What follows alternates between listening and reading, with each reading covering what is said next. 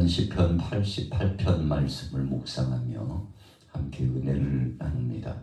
본문 말씀 속에서의 주제는 무엇일까요? 1절에 나와 있습니다. 1절 말씀에 보면 여호와 내 구원의 하나님이여 내가 주야로 주 앞에서 부르짖어 싸우니. 그래서 1절 말씀에 의거하여 내 구원의 하나님이여, 내 구원의 하나님이여 라고 한 제목으로 함께 은혜를 나누고자 합니다. 본문의 시편 기자는 어렸을 적부터 참 고통, 쓰디쓴 아픔을 당하며 그 아픔과 고통 가운데 경험하며 살아왔습니다. 오랜 시간이 흘러버렸습니다. 우리가 표제어를 연구해 보면 맨 첫머리에 에스라인 헤만의 맞쓰기를 그랬습니다. 헤만이라고 한 사람, 맞쓰기라고 그랬으니까 교훈적인 의미를 담았다, 그런 뜻입니다. 지혜로운 뜻이 담겨지고 교훈적인 의미를 담은 그런 시라는 뜻입니다. 그 다음에 후미에 마할랄르 안롯 그랬습니다. 이것은 고통스러운 질병이 엄습했을 적에 하나님을 향하여 노래하는 것이다 뜻입니다. 그러니까 오늘 시편 기자는 참 감당할 수 없는 질병이 찾아왔는데 언제부터 그랬나 봤더니 15절에 내가 어릴 적부터 고난을 당하여 죽게 되었사오니 그랬어요. 여러분, 참 암담한 상황을 오늘 88편은 표현했습니다. 시편 가운데 88편은 절망적인 시, 깊은 수렁과 늪에 빠진 사람의 처지, 도무지 탈출구가 보이지 않는 지속되는 깊은 터널이 계속되는 겁니다. 들어가기는 들어갔는데 나올 수 있는 출구가 보이지 않습니다. 시작은 되었는데 언제 끝날지 알 수 없는 참 막막하고 답답한 상황이 되었습니다. 그때 어떻게 했느냐는 것입니다. 상황적으로 보면 하나님이 아예 버리신 것 같습니다. 그래서 4절에 뭐라고 표현했나요? 나는 무덤에 내려가는 자같이 인정되고 힘없는 용사같이 되었고 죽은 자 중에 던진 바 되었으며 죽임을 당하여 무덤에 누운 자같이 되었습니다. 이게 산 건가? 죽은 것이지 하나님 살았다고 볼 수 있나요? 죽은 자 아니에요? 죽은 자. 하나님 혹시 저를 버리신 건 아닙니까? 잊어버리신 거 아니에요?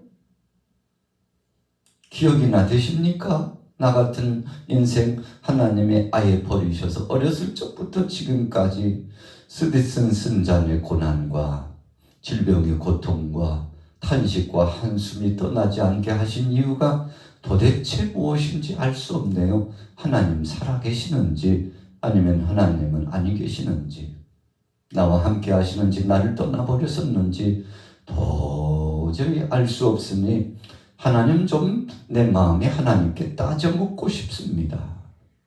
하나님 한 분 계시면 대답 좀 해보세요. 이런 시편 기자의 심정이 몰려오고 있습니다. 우리가 성경 가운데 질병의 고통에 쓰디쓴 아픔을 경험했던 인물들이 꽤 많이 있습니다. 꽤 많이 있다기보다도 그 누구 한 사람 빼놓을 수 없죠. 여러분, 일생을 살아가면서 질병의 고통을, 이 쓰디쓴 고통을 경험하지 않은 사람이 어디 있습니까?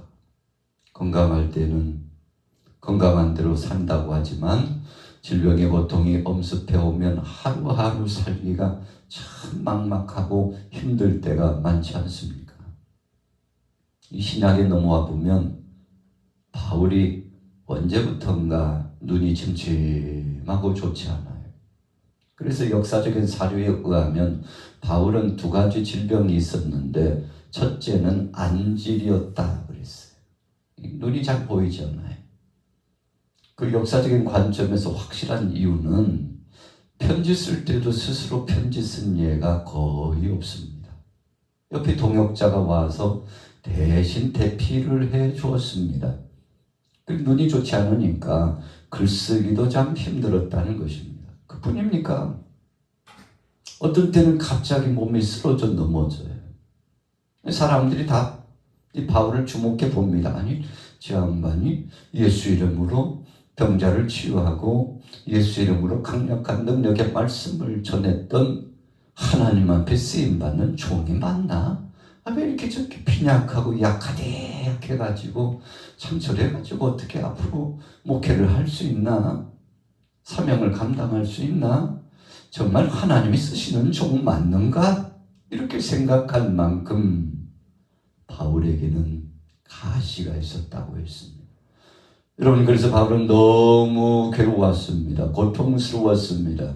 하나님을 향해서 항변하듯이 부르짖어 기도했죠. 하나님, 다른 사람 치료하게 하고 다른 사람 구원하게만 하지 마시고 좀 내 병 좀 고쳐주세요, 하나님. 참 창피하고 부끄러워가지고 하나님을 믿는 이 종이 이렇게 참 사람들 앞에서 나약게 빠진 모습 보여도 좋습니까? 하나님 참 기분 좋으시겠네요. 그래서 바울은 3번씩이나 자신의 가시 때문에 하나님 앞에 눈물겨운 부르짖음을 했다고 그랬습니다. 그런데 그때마다 하나님의 영음이 들려와요. 사울아, 사울아, 네가 가지고 있는 그 가시, 그거 위해서 기도하지 마. 그 가시가 네게 있어야 네게 은혜라니까. 그 가시가 있어야 네 인생이 약한 존재인 것을 알고 그 가시 때문에 내 영광 드러내지. 네가 건강해봐라. 네 잘난 맛에 네가 능력을 나타내고 네가 세상의 모든 목회는 다 하는 줄로 알고 그리고 복음전에서 능력 나타나고 교회를 세울 때마다 네가 잘나서 교회 세우는 줄로 사람들이 착각하고 너도 그렇게 교만할 수 있잖아. 그래서 내가 너에게 준 가시야. 다시는 기도하지 마. 여러분, 바울이 신앙 고백하고 있지 않습니까? 하나님 앞에 3번씩이나 가시 때문에 기도했는데 하나님의 영음이 들려오기를 사울아, 바울아, 네 은혜가 네게 족하다. 여러분, 참 아픈 응답입니다. 그렇게 하나님 앞에 기도했는데 병을 안고 사는 것이 네게 은혜라고 그렇게 말씀하시는 하나님 앞에 좀 따져 묻고 싶은 충동이 왜 바울이라고 없었겠습니까? 그러나 그때 바울은 믿음의 사람이었습니다. 기도하는 사람이었습니다. 성령의 사람이었습니다. 하나님의 뜻을 알되 힘써 알고 충성했던 깨어있는 자각적인 사람이었습니다. 그래서 그때 하나님 앞에 주여 감사합니다. 주님 앞으로는 예수님만 자랑하며 감사하며 살겠습니다. 항상 기뻐하라. 쉬지 말고 기도하라. 범사에 감사하라. 이는 그리스도 예수 안에서 너희를 향하신 하나님의 뜻이다. 그렇게 바울이 선포했지만 사실인즉슨 자신을 향한 웅변과 같은 고백입니다. 바울, 너 항상 기뻐할 수 있어. 이래도 너 기뻐할 수 있냐고, 감사할 수 있냐고, 하나님을 찬송할 수 있냐고. 그렇게 해야 진짜 백이 신앙이요, 진짜 백이 목회자요, 진짜 백이 하나님의 종이지. 흉내만 내려고 하면 무슨 사역자라고 할 수 있어. 무슨 하나님의 사자요, 종이야. 다른 이들이 겪는 똑같은 고난 속에서도 찬송하며 기도하고 사명 감당해야 진짜 믿음의 사람이지. 그거 할 수 있어? 자, 묵시적으로 자신에게 드리워진 하나님의 채찍이죠. 그때마다 그는 하나님 앞에 늘 감사하고 찬송하기를 기뻐했다고 했죠. 바울과 실라가 옥중에 갇혔습니다. 그것도 예수님이 그리스도라고 증거하고 여종이 귀신을 가지고 방자히 행하고 사람들에게 속임수를 쓰고 그래서 귀신의 힘을 빙자해가지고 사람들에게 점쳐주고 있는 모습, 참 하나님의 사람이라면 용납할 수 없죠. 그냥 지나갈 수 없어요. 귀신의 역사들이 참 세상을 판을 치고 있는 그 길목에서 이 이방 땅에 하나님이 부르셔서 마게도냐 한 사람이 나를 불러서 하나님의 환상 보여주셔서 내 뜻 다 내려놓고 하나님 뜻대로 왔더니 참 세상 참 요란하구나. 여러분, 그래서 기도하러 가다가 보니까 도저히 그냥 지나칠 수 없어서 귀신 들린 여종을 치유해 주죠. 귀신이 나갔습니다. 귀신을 통해서 점을 쳤던 이 여종이요, 더 이상 힘을 쓰지 못하고 점괘가 없어졌다는 거죠. 이 권이 없어졌다고 생각했던 그와 상관된 사람들이 고발장을 접수하고, 그래서 관원들이 몰려오고 힘께나 쓰는 사람이 와가지고, 야, 저놈은 어디서 왔는지, 이상한 놈들이 와가지고 이상한 말을 전하고 다니는데 그냥 보내셔야 되겠느냐, 우리 가정에 엄청난 피해를 준 나쁜 놈들이라고. 여러분, 그래서 고발당해가지고 얼마나 맞았는지 몸이 만신창이가 돼가지고 거반 죽었어요. 그런데 그것도 착고에 채워가지고 매달아 놓고 잠도 못 자게, 눕지도 못하게 서서 고초를 당하게 하는데, 여러분 얼마나 힘들었겠습니까? 아마 여느 사람 같으면 그랬을 거예요. 하나님, 제가 아시아권에서 그냥 복음 전한다고 그렇게 제가 고집을 부릴 때 하나님 뭐라고 그러셨나요? 성령의 역사하심 따라 환상을 보여주셔서 저 멀리서 손짓하는 한 사람을 보여주셔가지고 저의 마음을 감동시키고 빨리 여기를 떠나서 저 건너편 유럽권에 가서 복음을 전하라고. 그래서 제가 순종하고 왔잖아요. 제가 오고 싶어 그랬으니까 하나님이 보내서 왔죠. 그런데 당하는 이 고난이 뭐고, 죽을 만큼 죽지 않을 만큼 맞았는데 곧 죽을 것 같습니다. 하나님 알아서 하세요. 저는 이제 더 이상 사역도 안 하고 다 내려놓겠습니다. 여러분, 이렇게 불평하고 원망할 수 있잖아요. 그런데 그때 바울과 실라가 뭐 했나요? 하나님 앞에 찬송하며 기도했는데, 여러분, 하나님 앞에 찬송하며 감사 기도했다는 것입니다. 주님, 오늘 매맞고 순교자가 된다 할지라도 감사합니다. 예수가 그리스도임을 전하고 귀신의 권세를 굴복시키고 사탄의 역사를 축출하고 하나님 영광 드러내서, 그러다가 예수 때문에 핍박당하고 죽을 수도 있는 이기감 당하게 하신 주님 감사합니다. 주님 영광 받으소서. 참 극난한 고통 중에 오히려 찬송했어요. 하나님이 영광 받으셨습니다. 그리고는 옥토가 움직이고 옥문이 열리고 간수의 가정이 구원함을 받고 빌보 지역에 새로운 교회가 세워지고, 그래서 유럽 지역의 첫 교회 빌립보 교회를 개척할 수 있는 발판과 기초를 주셨는데 톡톡히 값을 치루었죠. 무슨 값입니까? 피의 값을 치른 겁니다. 배 맞아서 거반 죽을 뻔한 그 위기감, 피값을 지불하고, 그래서 예수가 그리스도임을 증거하고 죽을 각오하고 나갔더니 하나님께서 빌립보 교회를 개척할 수 있는 문을 활짝 열어주시고, 매 맞아서 타향해서 죽어버릴 줄 알았는데 하나님께서 거기서 교회를 세워주시는 부흥의 도화선을 붙여주셨다는 것입니다. 여러분, 안 된다고 생각할 때가 바로 시작이었고 하나님이 역사하시는 순간이었습니다. 욥이 동방에서 얼마나 참 하나님을 잘 믿고 순종을 잘했는지, 얼마나 그 모습이요, 시샘이 났으면 사탄이 와가지고 하나님 앞에 보고서를 씁니다. 하나님이 그렇게 잘해주시니까 욥이 하나님께 순종하고 믿음대로 살지, 하나님이 주신 거 뺏어가 보세요. 그래도 정말 하나님 뜻대로 살까요? 가진 말로 욥을 희롱하고 그리고 욕보이려고 하고 하나님을 향하여서 고발장을 접수하죠. 그래서 하나님께서 그러면 욥의 생명은 노타치야. 그 대신 너희들이 한번 그러면 시험해보려면 해봐라. 하나님께서 욥을 인정하죠.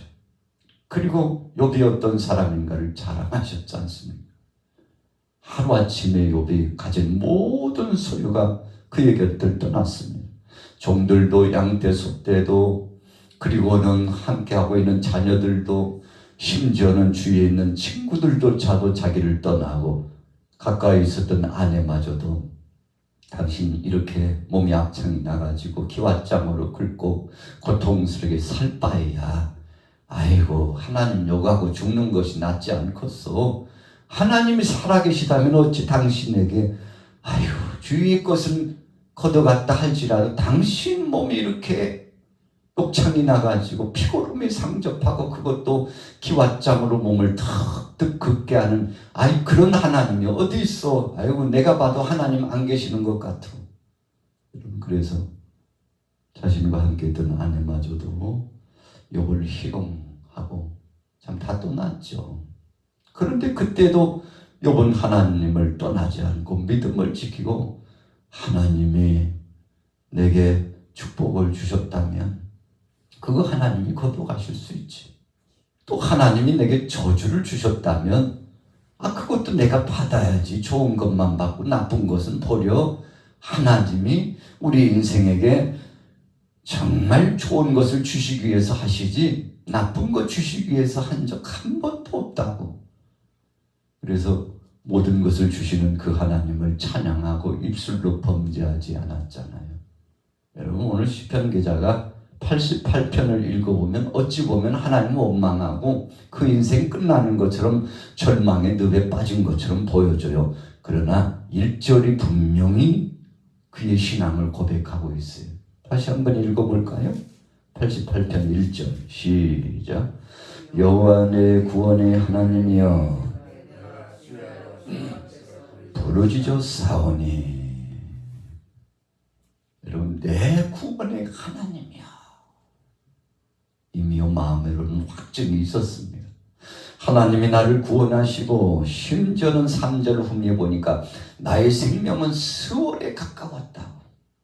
여러분 요나가 하나님 앞에 불순종해가지고 깊은 바다에 지중해 바다에 던져졌잖아요. 어디서 나왔는지 엄청나게 큰 고기가 와가지고 요나를 삼켰습니다.